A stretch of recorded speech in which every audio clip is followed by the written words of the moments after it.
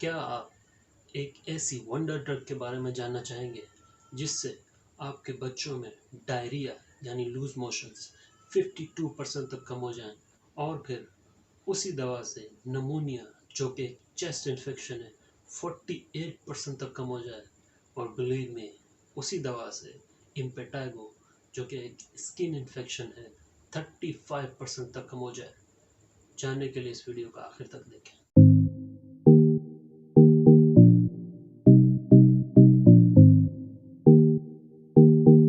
अस्सलाम वालेकुम, मेरा नाम डॉक्टर आमिर थाज़वी है और मैंने अपनी graduation Latin American school of medicine Havana Cuba से की।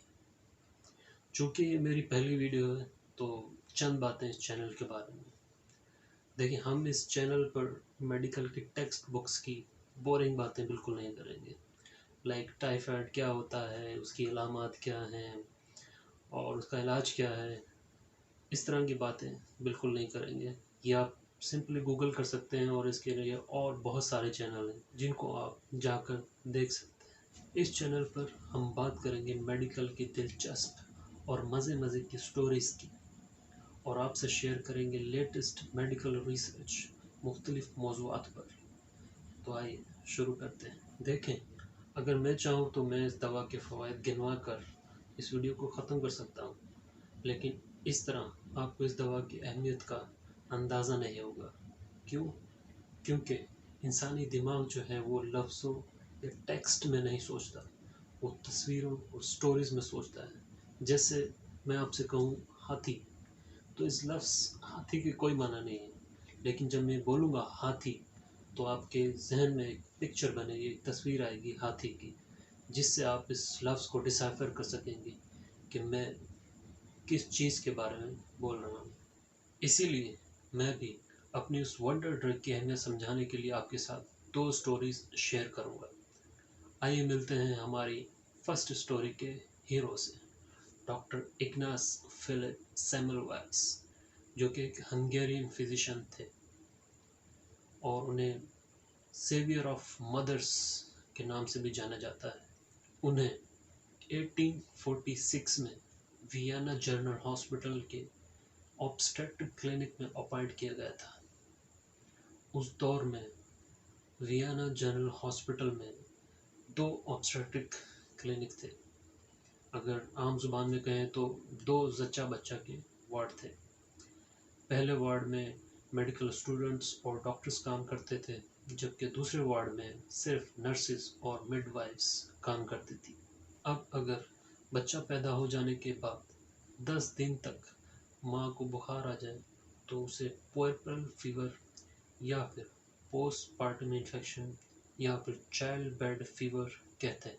उस ज़माने में इस फीवर से बहुत ज़्यादा औरतें मर जाया करती थी। और जो इंटरेस्टिंग बात है वो ये है कि जिस वार्ड में मेडिकल स्टूडेंट्स और डॉक्टर्स काम करते थे, उस वार्ड में 100 में से 10 औरतें, जबकि उस वार्ड में जिसमें नर्सिस और मिडवाइफ्स काम करती थी, 100 में से सिर्फ 4 औरतें मर जाया करती थी। जी हाँ, 100 में से 4 वर्सेस 100 में से 10। यहाँ एंट्री होती है हमारे हीरो की, जो ये जानने की ठान लेते हैं कि ऐसा क्यों है। वो एक एक करके दोनों वार्ड्स में जो डिफरेंसेस होते हैं उनको रूल आउट करते जाते हैं। जैसे क्लाइमेट, जो कि तकरीबन दोनों वार्ड्स का एक ही जैसा था। दोनों वार्ड्स में तकरीबन एक ही टेक्निक इस्तेमाल होती थी, ओवर क्राउडिंग यानी कि रश, जो कि निस्बतन दूसरे वार्ड में ज़्यादा थी। हत्ता कि जो लोग उन वार्ड्स में काम करते हैं उनके मजहबी अकायद को भी वो रूल आउट कर देते हैं, लेकिन कुछ नहीं मिलता। और फिर आखिरकार हमारे हीरो को मिलता है उनका ब्रेक थ्रू। होता कुछ इस तरह है कि एक पोस्टमार्टम के दौरान एक स्टूडेंट का स्काल्पल यानी कि सर्जिकल ब्लेड जो है हमारे हीरो के कॉलिग को लग जाता है, और कुछ दिनों के बाद उनकी डेथ हो जाती है। और फिर जब उन कॉलीग का पोस्टमार्टम किया जाता है तो उनकी बॉडी में हूबहू वही चेंजेस पाए जाते हैं जो कि पुएर्परल फीवर से मरने वाली औरतों में पाए गए थे। ये सब देखकर हमारे हीरो एक नज़रिया पेश करते हैं और उसे वो नाम देते हैं कैडावर कंटामिनेशन का, जिसके मुताबिक जब डॉक्टर साहिबान जो हैं एक डेड बॉडी का पोस्टमार्टम करते हैं तो उसकी बॉडी में से कुछ ज़र्रात, कुछ पार्टिकल्स उनके हाथों में लग जाते हैं और फिर वो जाकर उन्हीं हाथों से उन फीमेल्स का एग्जामिनेशन करते हैं, जिससे वो पार्टिकल्स, वो ज़र्रात जो है उन फीमेल्स में ट्रांसफ़र हो जाते हैं, जिनसे उनकी डेथ हो जाती है। याद रखिएगा ये 1846-47 की बात है, जबकि जर्म थ्योरी ऑफ डिजीज़ इतनी एक्सेप्टेड नहीं थी और ना ही कोई माइक्रोस्कोप्स थी। तो ये सब जो है हमारे हीरो ने सिर्फ और सिर्फ ऑब्जर्वेशन से डिटेक्ट किया था, जो कि उस दौर में अपने आप में एक बहुत बड़ी बात है। तो डॉक्टर इग्नस ने कहा एक सिंपल सा हल है कि पोस्टमार्टम करने के बाद और पेशेंट्स को चेक करने से पहले अपने हाथ साबुन या केमिकल से धो लें तो प्रॉब्लम ख़त्म। और उन्होंने रिसर्च भी शो की। अप्रैल 1847 में जब मोर्टेलिटी रेट 18% था, अप्रैल के बाद मई में उन्होंने हाथ धोने की शर्त लगा दी और जून में वो मोर्टेलिटी रेट 2.2% पर आ गया। Can you imagine? और फिर जुलाई में 1.9% और अगस्त में 1.2% और फिर नाजरीन 2 महीने ऐसे आए कि मोर्टेलिटी रेट 0 पर आ गया। हैप्पी एंडिंग, हाँ? But not so. उस वक़्त की मेडिकल इस्टेब्लिशमेंट ने डॉक्टर इग्नास के व्यूज़ को यकसर रिजेक्ट कर दिया और सियासी बेसिस पे उन्हें अस्पताल से ही निकाल दिया। ऑब्वियसली फिर उन्होंने मेडिकल इस्टेब्लिशमेंट के ख़िलाफ़ ओपनली लिखना शुरू कर दिया और उन्हें इर्रेस्पॉन्सिबल मर्डरर्स कहा। इस पॉइंट पर उनके कॉलीग्स और उनकी वाइफ ने कहना शुरू कर दिया कि he is out of his mind, यानी कि वो पागल हो चुके हैं और उन्हें मेंटल असाइलम भेज दिया जाता है, जहाँ पर सिर्फ 14 दिन के बाद उनकी डेथ हो जाती है सेप्टिक शॉक से, जो कि कहा जाता है कि किसी गार्ड के मारने पीटने के ज़ख्म के इन्फेक्शन से उन्हें हुआ। ट्रेजिक, हाँ। चलें अब फास्ट फॉरवर्ड करते हैं और चलते हैं हमारी दूसरी स्टोरी की तरफ। 2009 में एक इंडियन अमेरिकन सर्जन अतुल गुवांदे ने बुक द चेकलिस्ट मैनिफेस्टो लिखी और उसमें उन्होंने एक स्टडी का हवाला दिया और उस स्टडी का हवाला देते हुए उन्होंने लिखा कि one of my favourite public health studies. और उस स्टडी को पढ़ने के बाद वो मेरे भी वन ऑफ माय फेवरेट हो गई। ये स्टडी CDC, अमेरिकन और होप फाउंडेशन ने मिलकर पाकिस्तान के शहर कराची में कंडक्ट की।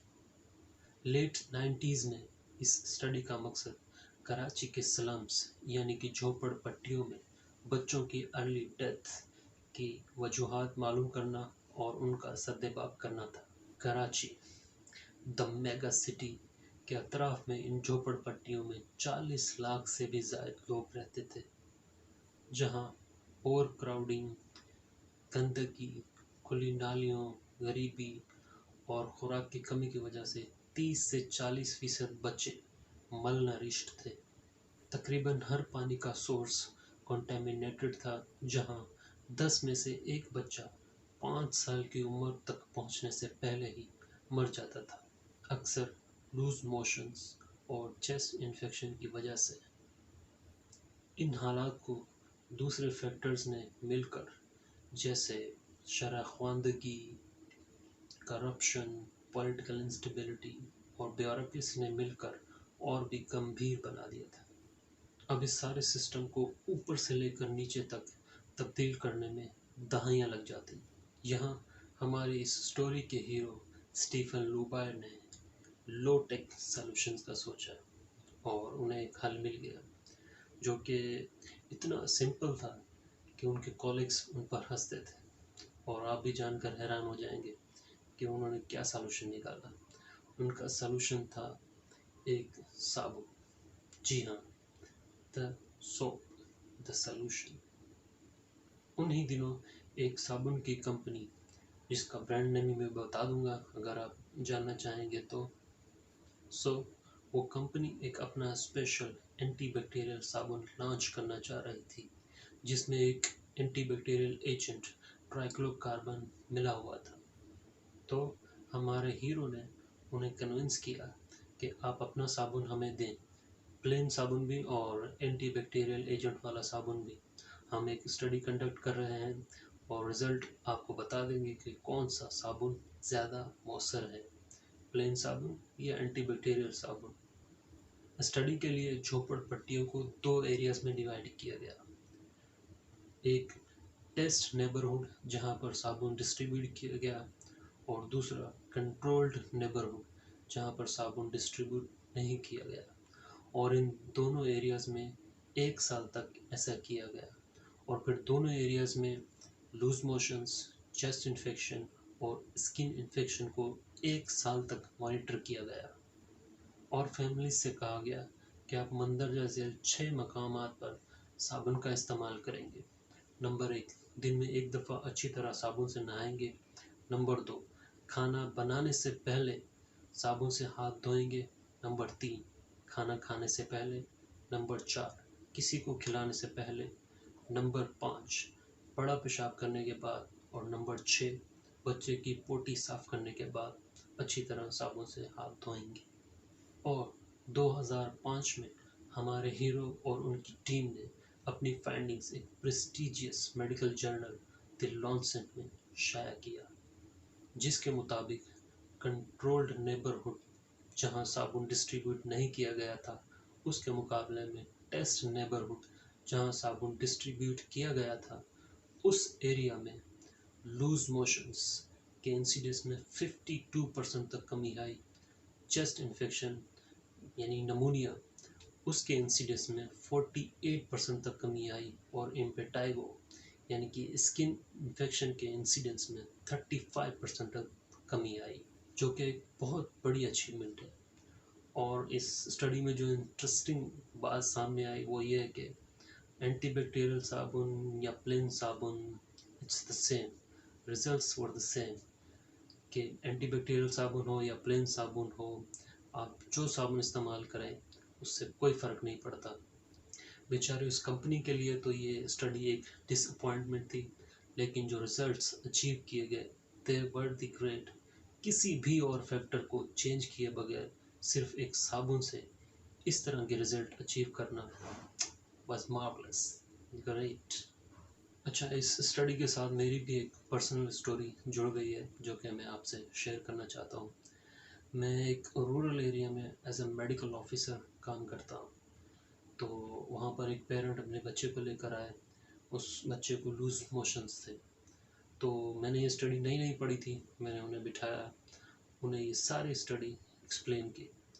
वो मेरी उस एक्सप्लेनेशन से इतना मुतासिर हुए कि पैसे निकाल कर मुझे देने लगे।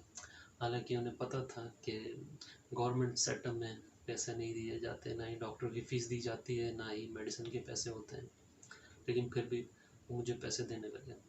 तो मैंने वो पैसे उन्हें वापस किए और उनसे कहा कि जाते जाते इन पैसों से वंडर ड्रग यानी कि साबुन ख़रीद लेना। तो ये थी आज की हमारी वीडियो। मिलेंगे अगली वीडियो में। अल्लाह हाफिज़।